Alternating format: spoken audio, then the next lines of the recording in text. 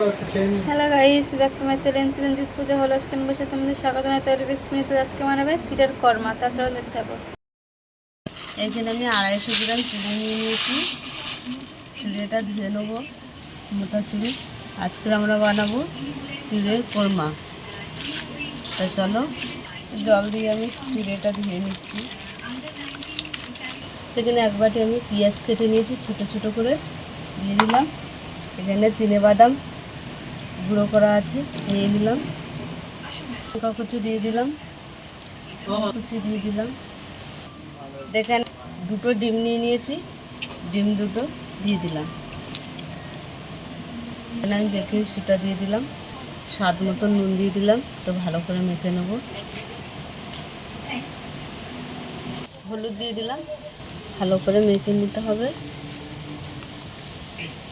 তো এইভাবে আমরা বল বানিয়ে নেব।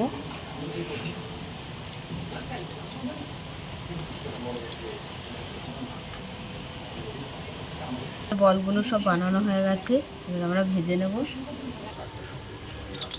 তো কড়াতে আমরা তেল দিয়ে দিলাম, তুলে এবারে ভেজে নেব।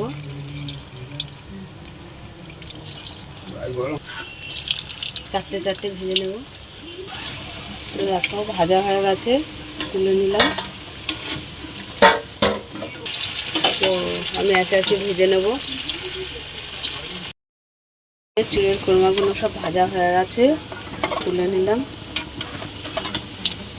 আমাদের চিড়ের কোরমা হয়ে গেছে। তা তোমাদের কেমন লাগলো বলো, ভালো লাগলে লাইক করে দেবে, শেয়ার করে দেবে, কমেন্ট করে দেবে, সাবস্ক্রাইব করে আমাদের পাশে থাকবেন। আর ভিডিওটা অবশ্যই টাটা।